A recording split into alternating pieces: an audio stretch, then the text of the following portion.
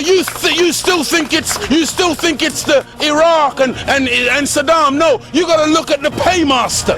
You got to look at the Satan behind all the wars. And over 1 million Muslim young men lost their lives in that war. But that was what was financed by America. So you need to get your facts right, and you need to know what's really going on. Yes, sir. And the question is, why are the Europeans so insecure about other people in the world? And why do you, after everywhere you go, you gotta kill and murder the rest of the people of the human family? Your history is written in the blood of the black, the brown, the yellow, and the red. Why are you so insecure? Do you know what brings about insecurity? What brings about insecurity is when you have a false concept of yourself. And the false concept of self is white supremacy. They believe that they are better because they are white. And as a result, see, when a man has that kind of silly mentality, Hitler had the silly mentality that the white man, the Aryan, is superior. So then at the Olympics, Jesse Owens kicks up all the Aryans. Hitler is outraged. He's angry. That's very simplistic. Yeah. Well, you need it to be simplistic. You need it to be extra simplistic. You see, they can't even take the reality. I know they can't handle. You know, look, when you take a brick and you hurl the brick among a pack of dogs, only the dog who gets hit yelps. Think about it. So you hear a lot of barking. A dog just got hit by a brick. It's very simplistic because it's not complicated. The white man pushing white supremacy. That's why they would cut off our penis when they would lynch us. Penis envy. They're afraid of the black man because of our potency, because of our manliness. Because when you look at the black man, he's a real man. He's strong. So then they would have us as mandingos, fighting one another. That's why even today, they want to be the heavyweight champion of the world. They can't find a white man to do it. So they tried to turn a black man, Frank Bruno, into a white man. They called him the Great White Hope. They're desperate. They deny us. I'm talking about the insecurity. We're not allowed to play golf. Why are we not allowed to play golf? Because we are inferior. We can't play the game. But let one black man into golf. Then all of a sudden there's a tiger in the woods. And he doesn't just play golf, he becomes the master. We're not allowed to play tennis. Let black people into tennis.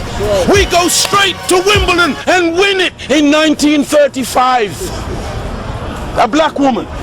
Now, Venus and Serena, they run out of opponents. They have to play each other.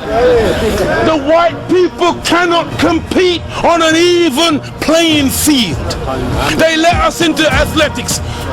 You can't run like us. You let us into any field of endeavor, we dominate it. So they push supremacy because there is an inert inferiority. Go ahead, bro. And so when somebody is inferior, they have to give the impression of being superior.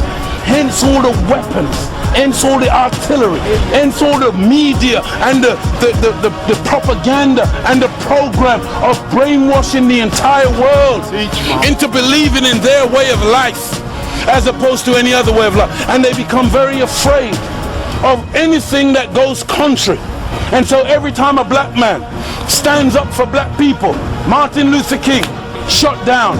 Malcolm X, shot down. Patrice Lumumba, shot down. Steve Biko, shot down. Everyone. Nelson Mandela, they locked him up for 27 years. They did a documentary the other day. In the documentary, you got the white man in South Africa. He's now admitting that for the 27 years they had Nelson Mandela locked up. They said they were slow poisoning him to destroy his mental faculties. When they deemed that he was no longer a potent force, they let him out. Now they let him out and they get children to play music and they say, Nelson, dance. And they show the world the great statesman, Nelson Mandela.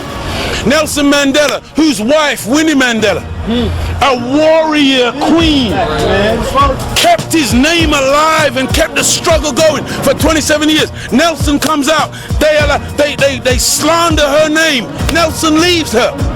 Now they target Winnie, because Winnie, when Nelson came and shook Margaret Thatcher's hand, went and shook Reagan's hand, Winnie said, I'm not shaking their hand. They are the enemy. So Winnie wouldn't bow, Nelson would bow. So they said, okay, now we embrace Nelson. Give him to the world as the great statesman. Look, he's wonderful. Look, he smiles with everybody. He dances. Because that's how you like to see the black man. Dancing.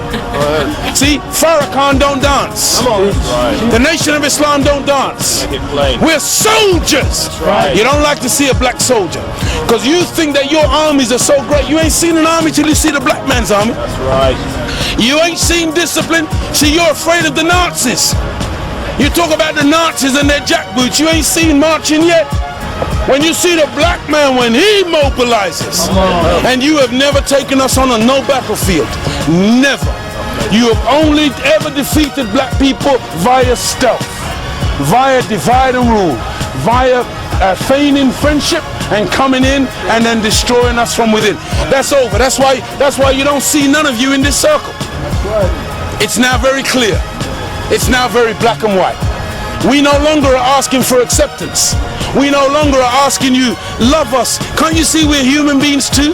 No, now we say, get thee behind me, Satan.